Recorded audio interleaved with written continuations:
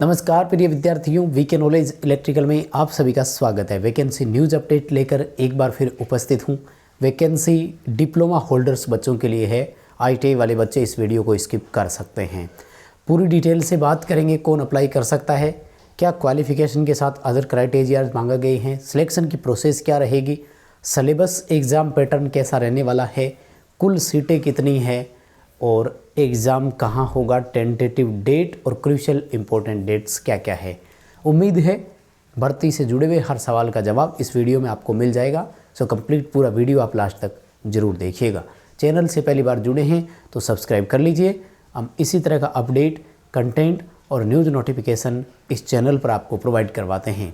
साथ ही इस वीडियो के डिस्क्रिप्शन में लिंक दिया गया है, हमारा टेलीग्राम ज़रूर ज्वाइन कर लीजिए। हम टेलीग्राम पर सबसे पहले इस तरह के नोटिफिकेशंस जब आते हैं तो वहीं पर आपको सबसे पहले प्रोवाइड करवाते हैं।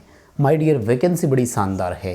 गवर्नमेंट ऑफ इंडिया, भारत सरकार का इंटरप्राइजेज है और जैसा कि आपने नाम देखा, नाम सुना, पावर ग्रिड अपने आप में एक बहुत बड़ा, वो कहें तो अपन बोल सकते हैं कि पीएसयू है, पब्लिक सेक्टर अंडरटेकिंग है।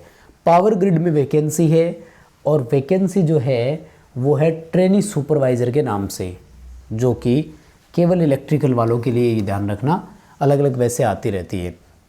पीजीसीएल ने आगे एक और अब एक तरह से एक कंपनी बनाई है जिसको पीईएसएल बोलते हैं अपन, power grid energy services limited के नाम से बनाई है। तो ये पीईएसएल इस भर्ती को कंप्लीट कर रहा है। आइए एक नज़र डालते हैं हम लोग सीटों की संख्या पर, क्योंकि सबसे इम्पोर्टेंट चीज़ हमारे लिए यही होती है। पोस्ट का नाम आपने देखा, trainee supervisor electrical. My dear, total यहाँ पर 70 सीटें हैं, 70, जिनमें से अनरिजर्व वालों के लिए 30, ईडब्ल्यूएस के लिए 7, ओबीसी के लिए 18 सीट है। लेकिन आपको मैं बताऊं, रिजर्वेशन पर मैंने एक कंप्लीट वीडियो आपको दिया हुआ है कि भर्तियों में भारत में रिजर्वेशन कैसे काम करता है। समय निकाल कर उसको ज़रूर देखना। मैं बोलना ये चाह रहा हूँ कि अगर आप ओबीसी से है ना, तो आपके लिए 18 नहीं 48 सीट तक चांसेस है। क्यों? क्योंकि अगर आप अच्छे नंबर लाते हैं और टॉपर रहते हैं तो आप अनरिजर्व में काउंट होते हैं और ओबीसी की सीट जो है वो सुरक्षित रहती है। ये फिर ओबीसी में उस बच्चे को मिलती है जो मेरिट में थोड़ा नीचे रह जाता है। तो ओबीसी से अगर आप है तो आपके लिए 48 सीटों तक संभावना बनी रहती है।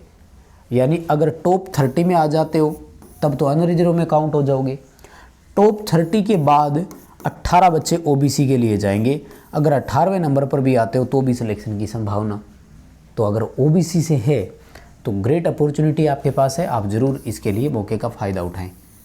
इसी तरह से एससी में 10 सीटें हैं, 30 अनरिजर्व की जोड़ लीजिए। एससी वाले बच्चे के लिए एक तरह से 40 सीटें हैं, एसटी की 5, एक सर्विसमैन और फिजिकली हैंडीकैप्ड और उनकी भी कुछ कुछ रिजर्व रखी गई है।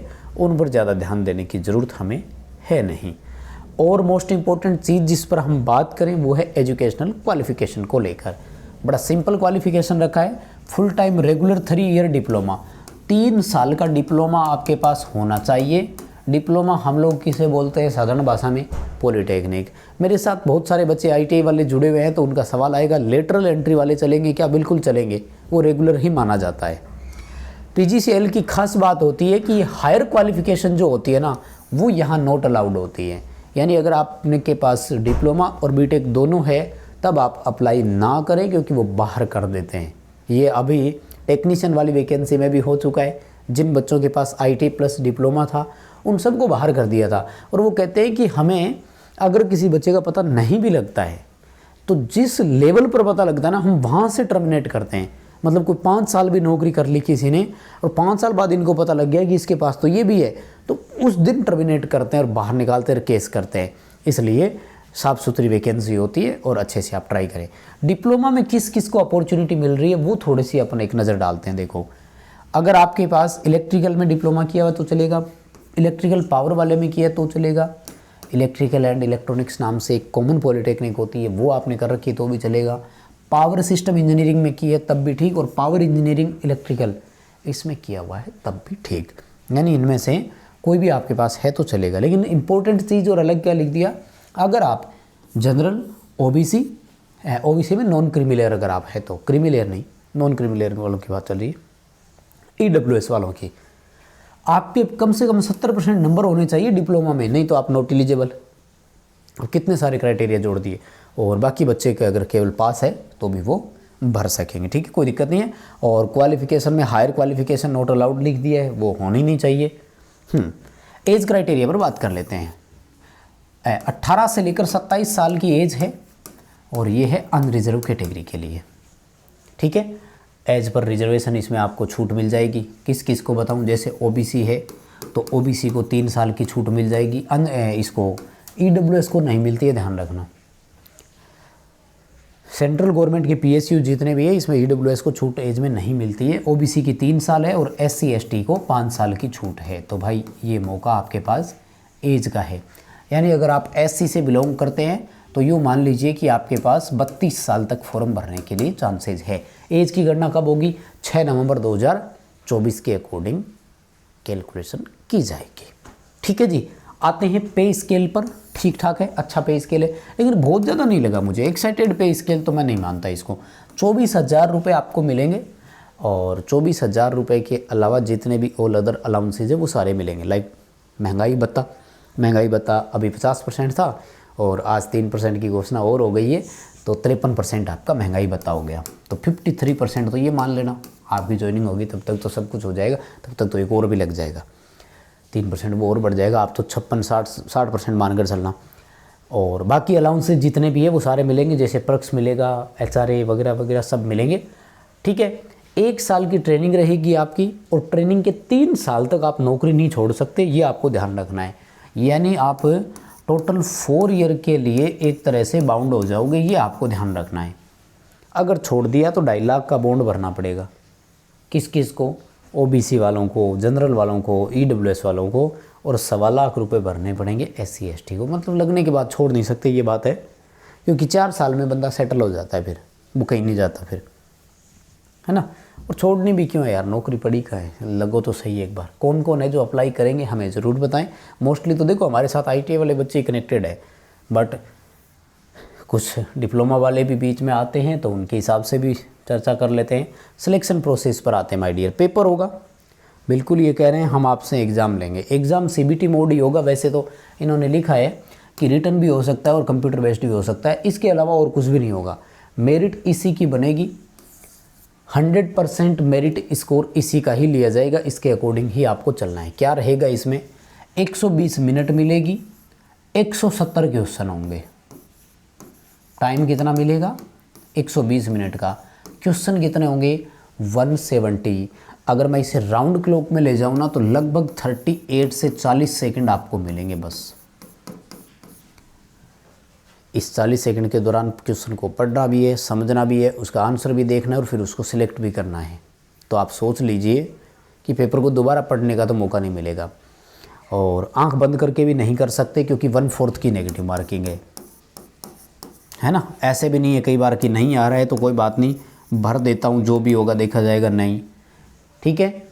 1/4 की नेगेटिव मार्किंग रही, एक एक नंबर का सारा क्वेश्चन रहेगा। अब आते हैं कि आएंगे किसके, तो पेपर में होते हैं 2 पार्ट, ये सब का सेम रखते हैं, टेक्नीशियन का भी अभी यही वाला था। पार्ट फर्स्ट में 120 क्वेश्चन आएंगे जो कि टेक्निकल नॉलेज का होगा। अब बहुत सारे बच्चे ना आजकल सिलेबस ढूंढते हैं, भाई ये भर्तियां करने वाले हमसे ज़्यादा चालाक है आजकल। तो ये क्या करते हैं कि सिलेबस को मेंशन ही नहीं करते हैं, बोल देते हैं कि आपकी क्वालिफिकेशन बेस्ड होगा। अब जैसे इलेक्ट्रिकल वाले हैं तो आपसे वो ट्रांसफार्मर का भी सवाल पूछेगा, आपसे वायरिंग का भी पूछ सकता है, वाइंडिंग का भी पूछ सकता है, प्रोटेक्शन का भी पूछ लेगा, सर्किट ब्रेकर का पूछे, रिले का पूछे, कहीं से भी। अब इसमें आप फिर ये नहीं बोल सकते कि ये आउट ऑफ सिलेबस आपने दे दिया। पहले ये भर्तियों में सिस्टम हुआ करता था, सिलेबस जारी होता था, टॉपिक के नाम दिए जाते थे, फिर किसी एक टॉपिक का नाम गलती से छूट गया और उसका क्वेश्चन आते ही बच्चे चले जाते थे कोर्ट में कि जी देखो ये सवाल दे दिया इन्होंने। इसलिए आजकल सिलेबस को तो ढूंढना बंद ही कर दो भाई। तो अपनी पर्टिकुलर ब्रांच से रिलेटेड जो टेक्निकल, जैसे इलेक्ट्रिकल के हो तो इलेक्ट्रिकल का पूरा पढ़ना है, इवन आपको solid state devices, rectifier, amplifier, oscillator, वो सब भी पढ़ने पड़ेंगे।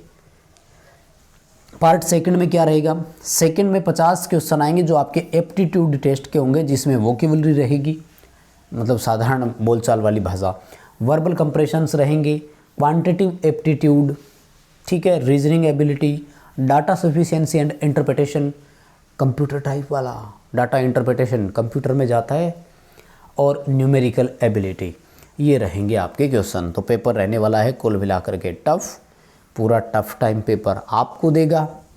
उससे पहले आप पढ़ाई को थोड़ा सा समय दे दीजिएगा। तो ये है आपके पास डिटेल सारी, और बाकी कोई ज़रूरत है नहीं बात करने की। एग्ज़ाम सेंटर ये रहे आपके सामने, दिल्ली, एनसीआर, मुंबई, कोलकाता, नागपुर, गुवाहाटी, भोपाल, भुवनेश्वर, बेंगलोर, हैदराबाद, चेन्नई। ठीक है।